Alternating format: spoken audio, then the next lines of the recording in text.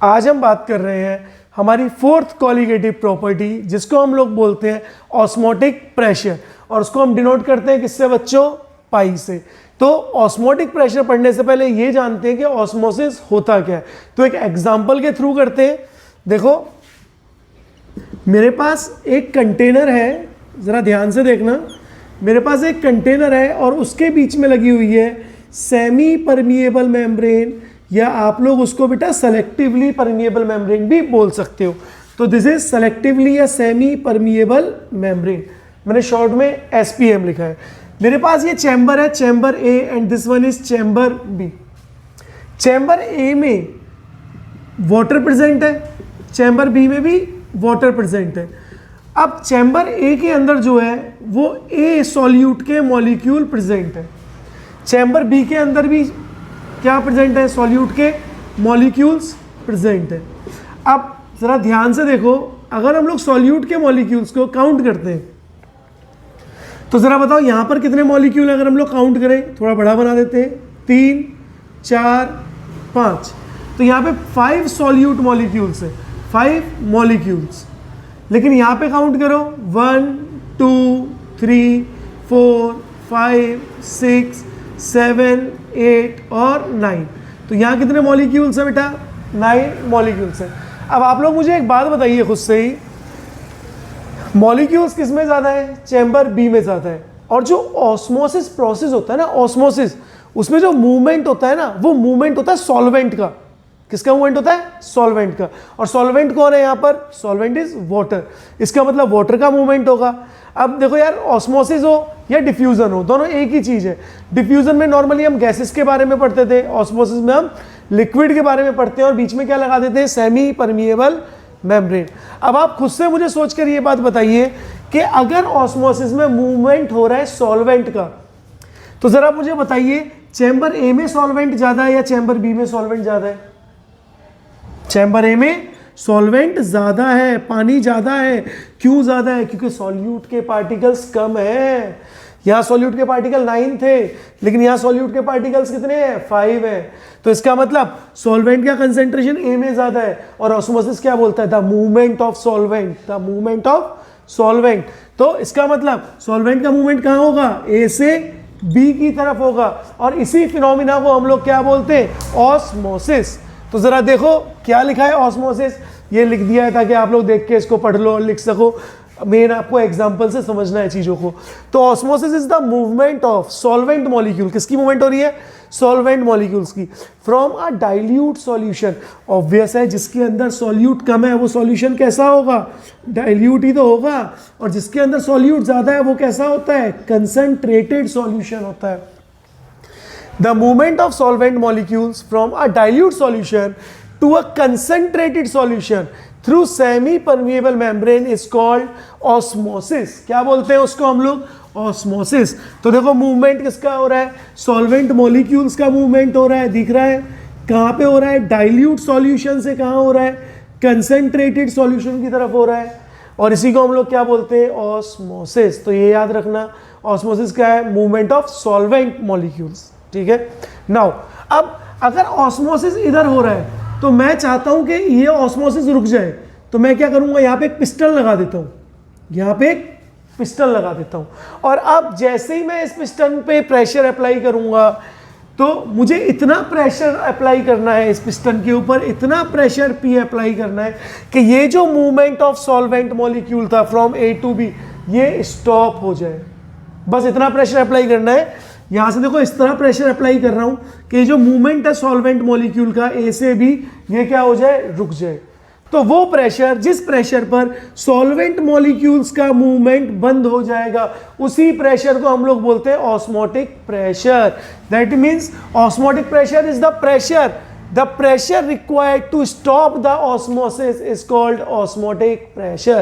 वो प्रेशर जो ऑस्मोसिस को रोकने के लिए अप्लाई हो रहा है, उसी को क्या बोलते हैं? ऑस्मोटिक प्रेशर बोलते हैं।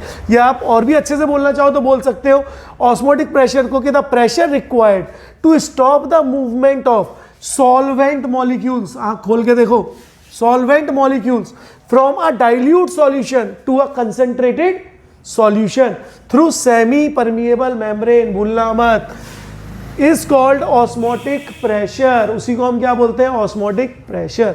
तो ऑस्मोटिक प्रेशर तो क्लियर है अपने को। जो मेन इंपॉर्टेंट पॉइंट है उसको देखो जरा।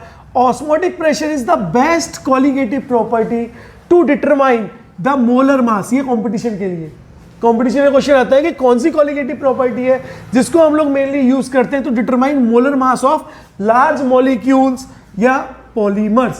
तो वो कौन सी प्रॉपर्टी है? वो प्रॉपर्टी है बच्चों हमारी ऑस्मोटिक प्रेशर। तो ये है हमारा ऑस्मोटिक प्रेशर। अब ऑस्मोटिक प्रेशर को हमने देखा था कि डिनोट करते थे पाई से, and the formula of osmotic pressure is pi equals to mRT, where pi is osmotic pressure, m is molarity, m is molarity, and what is molarity? Number of moles of solute upon volume of solution is molarity. What is R? R is universal gas constant, सबको पता है R is universal gas constant, and the value of R, R की बच्चों तीन value होती हैं। एक होती है 8.314 जूल पर मोल पर केल्विन, एक होती है 0.0821 atmosphere litre per mole per kelvin, and the last one is 2 calorie per mole per kelvin. तो नॉर्मली आप इन तीन वैल्यूज को ही आर की यूज करते हो, लेकिन कई बार क्या होता है एग्जामिनर आपको प्रेशर बार में दे देगा, तो फिर एटमॉस्फेयर वाली वैल्यू आप यूज नहीं कर पाओगे, तो आपको बार वाली वैल्यू यूज करनी पड़ेगी, और बार वाली वैल्यू क्या हो जाएगी? 0.083 हो जाएगी। तो चीजें लगभग सेम रहेंगी। अब कई बार क्या होता है ना कि आपको प्रेशर पास्कल में दे दिया जाता है। अब अगर प्रेशर पास्कल में दे दिया तब आर की वैल्यू, बेटा ये बात याद रखना, ये बहुत इंपॉर्टेंट है। अगर जो प्रेशर है वो पास्कल में आपको दे दिया है तो, और वॉल्यूम जो है ये रहा वॉल्यूम लीटर में दिया है, तो आर की वैल्यू होती है 8.314 इंटू 10⁻³ पास्कल वॉल्यूम पर मोल पर केल्विन। तो 8.314 इंटू 10⁻³ पास्कल वॉल्यूम पर मोल पर केल्विन। इसको याद रखना, ये एनसीईआरटी में भी दिया हुआ है, तो यही न्यूमेरिकल में हेल्प करेगा, यहीं पे गड़बड़ होगी। तो ये है बच्चों हमारा ऑस्मोटिक प्रेशर। अच्छा देखो टी क्या है? टी इज टेम्परेचर, और टेम्परेचर को हमेशा और हमेशा किस में रखोगे? केल्विन में। तो टी इज टेम्परेचर और हम हमेशा और हमेशा प्लेस करेंगे किसमें? इन केल्विन। तो यही है हमारा ऑस्मोसिस और ऑस्मोटिक प्रेशर। अब बात करते हैं रिवर्स ऑस्मोसिस कि क्या होता है रिवर्स ऑस्मोसिस। तो देखते हैं रिवर्स ऑस्मोसिस क्या होता है। तो हमारे पास फिर से चैम्बर ए और चैम्बर बी है, और फिर से मूवमेंट ऑफ सॉल्वेंट पार्टिकल कहाँ हो रहा है? चैम्बर ए से चैम्बर बी। अब पहले मैंने एक प्रेशर अप्लाई किया था, जिसको अप्लाई करने से ये जो मूवमेंट ऑफ सॉल्वेंट मॉलिक्यूल है ए से बी, ये मूवमेंट रुक जा रही थी, और इस मूवमेंट को रुकने को ही हम लोग क्या बोल रहे थे? इस प्रेशर को ऑस्मोटिक प्रेशर। लेकिन अब मैं क्या कर रहा हूं? ऑस्मोटिक प्रेशर से ज्यादा प्रेशर अप्लाई कर रहा हूं, यानी ऑस्मोटिक प्रेशर जो है उससे ज्यादा प्रेशर अप्लाई कर रहा हूं। तो अगर मैं ऑस्मोटिक प्रेशर से ज्यादा प्रेशर अप्लाई करूंगा तो सॉल्वेंट मॉलिक्यूल्स की मूवमेंट जरा ध्यान से देखो क्या हो जाएगी? रिवर्स हो जाएगी क्या? अगर मैं ऑस्मोटिक प्रेशर से ज्यादा प्रेशर करूंगा तो सॉल्वेंट मॉलिक्यूल का डायरेक्शन क्या हो जाएगा? चेंज हो जाएगा। पहले सॉल्वेंट मॉलिक्यूल का मूवमेंट हो रहा था बेटे ए से बी, लेकिन ऑस्मोटिक प्रेशर पे क्या हुआ? मूवमेंट रुक गया। लेकिन अब जो प्रेशर अप्लाई किया है वो ऑस्मोटिक प्रेशर से ज्यादा प्रेशर है, जिसकी वजह से मूवमेंट ऑफ सॉल्वेंट मॉलिक्यूल क्या हो गया? रिवर्स हो गया। और सॉल्वेंट मॉलिक्यूल के मूवमेंट के रिवर्स होने की वजह से अब ये प्रोसेस क्या हो गया? इसको बोल रहे हैं हम लोग रिवर्स ऑस्मोसिस। और रिवर्स ऑस्मोसिस का मतलब हम लोग शॉर्ट में क्या बोलते हैं? आरओ। घर पे सबके आरओ लगे हुए, एक्वागार्ड हो गया, किनले हो गया, ये सब आरओ ही तो है। इनमें आप क्या कर रहे हो? बिजली से इसको इलेक्ट्रिसिटी इसको दे रहे हो, इलेक्ट्रिसिटी की वजह से एक एक्सटर्नल प्रेशर लग रहा है, प्रेशर पी। ये इलेक्ट्रिसिटी की वजह से लग रहा है प्रेशर पी, और इस प्रेशर पी के लगने की वजह से आपके घर में जो पानी आ रहा है उसमें आयंस का, सॉल्ट का कंसंट्रेशन ज्यादा है। तो अब वो क्या कर रहा है? उसको फिल्टर कर रहा है, जिसकी वजह से अब आपके पास जो पानी आप आरओ का पी रहे हो उसमें नंबर ऑफ आयंस कम है, और वही जो आरओ है वही रिवर्स ऑस्मोसिस है। तो अब तक जो आप पानी पीते आ रहे हो ना अपने घर में, एक्वागार्ड हो गया, किनले हो गया, वो सब रिवर्स ऑस्मोसिस के थ्रू ही हो रहा है। वो जो मशीन है वो रिवर्स ऑस्मोसिस की मशीन ही है। तो ये है हमारा reverse osmosis. If a pressure greater than osmotic pressure is applied, then the direction of osmosis is reverse. पहले ऑस्मोसिस हो रहा था ए से बी, लेकिन अब क्या हो गया, बी से A, and the process is called reverse osmosis. और उसी प्रोसेस को हम लोग क्या बोल रहे हैं, रिवर्स ऑस्मोसिस बोल रहे हैं। Now this is reverse osmosis. अब बात कर रहे हैं हम यहाँ पर तीन तरह के सॉल्यूशन पढ़ते हैं। एक पढ़ते हैं हाइपरटोनिक, एक पढ़ते हैं hypertonic solution, and the second one is hypotonic solution, and the third one is isotonic solution. अब पहले बात करते हैं कि आइसोटोनिक सॉल्यूशन कौन से सॉल्यूशन होते हैं। तो वो सॉल्यूशन, आइसोटोनिक इंपॉर्टेंट इसलिए है बेटा क्योंकि आइसोटोनिक सॉल्यूशन से न्यूमेरिकल आता है। और आइसोटोनिक सॉल्यूशन क्या बोलता है, if two solutions have same osmotic pressure, that means solution A और solution B दोनों का osmotic pressure क्या होगा, सेम होगा, तो वो क्या होंगे, एक दूसरे के आइसोटोनिक होंगे। यानी जब भी आपको कोई भी न्यूमेरिकल आए और उसमें ऑस्मोटिक प्रेशर आइसोटोनिक बोले तो आप क्या करना, pi A equals to pi B या pi one equals to pi two, and the value of pi is, अभी बताइए, M is molarity, M R T, तो M A T A equals to M B R T B, and R R is the constant, cancel out हो गए और क्या हो गया, M A T A is equals to M B T B. Next lecture में इस पर question भी करके बताऊंगा, तो परेशान मत हो, चिंता मत करना। ये है फॉर आइसोटोनिक।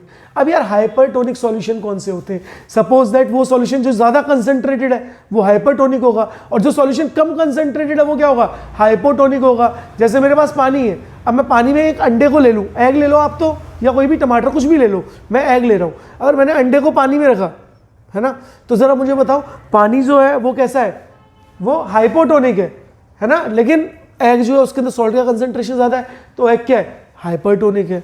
तो यही है हमारा आज का topic, osmosis, reverse osmosis and osmotic pressure. तो चलिए बात करते हैं ऑस्मोटिक प्रेशर के क्वेश्चन के बारे में। तो हमारा क्वेश्चन है, calculate the osmotic pressure in pascal exerted by a solution prepared by dissolving 1 gram polymer of molecular mass 185,000 in 450 ml of water at 37 degree Celsius. That means आपको क्या निकालना है, आपको निकालना है बेटे osmotic pressure denoted by pi. अब क्या होता है ऑस्मोटिक प्रेशर का formula, pi is equals to M R T, where M is molarity. तो चलो जरा देखते हैं मोलरिटी। मोलरिटी क्या होता है, number of moles of solute upon volume of solution, और अगर ml में है तो इनटू 1000। नाउ अगर वॉल्यूम को हम लोग लीटर में ले रहे हैं, देखो अगर मैं वॉल्यूम को लीटर में ले रहा हूं, तो मैंने पिछले लेक्चर में आपको बोला था कि अगर हम लोग प्रेशर पास्कल में निकाल रहे हैं और वॉल्यूम को लीटर में ले रहे हैं, तो आर की वैल्यू हम लोग यूज करते हैं 8.314 इंटू 10 की power 3 pascal litre per mole per kelvin. तो यही मैंने इसलिए लेक्चर में आपको बताया था कि आर की वैल्यू यही यूज करनी है इसी तरह के क्वेश्चंस के लिए। तो बहुत ध्यान से करना है बेटे। तो देखो जरा ध्यान से, pi equals to M, M is number of moles. Number of moles क्या होते हैं, weight of solute upon molecular weight of solute into volume of solution.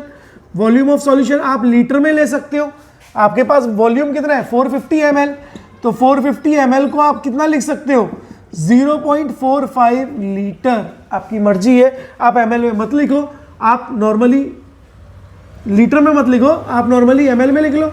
तो इंटू हो जाएगा 1000 into R and temperature. Temperature को मैंने पहले ही बताया था, टेम्परेचर हम किस में रखते हैं, केल्विन में। तो टेम्परेचर को अगर केल्विन में रखेंगे तो टेम्परेचर इज 37 डिग्री सेल्सियस, और केल्विन में कन्वर्ट करने के लिए क्या करेंगे 273 इसमें ऐड कर देंगे। तो टेम्परेचर कितना आ गया बेटा 310 केल्विन। दैट मीन्स टेम्परेचर भी हमारे पास आ चुका है। तो हमारा टेम्परेचर है 310 kelvin. Now pi equals to given weight. Given weight कितना है हमारा, देखो 1 ग्राम दिया हुआ है, अपॉन मॉलिक्यूलर वेट देखो कितना दिया है 185,000 इंटू वॉल्यूम। आप ml में रखना चाहते हो ml में रख लो, 450 ml इंटू देखो 1000 है, 1000। आर की वैल्यू कितनी है 8.314 इंटू 10 की power 3, and the value of temperature is 310 kelvin.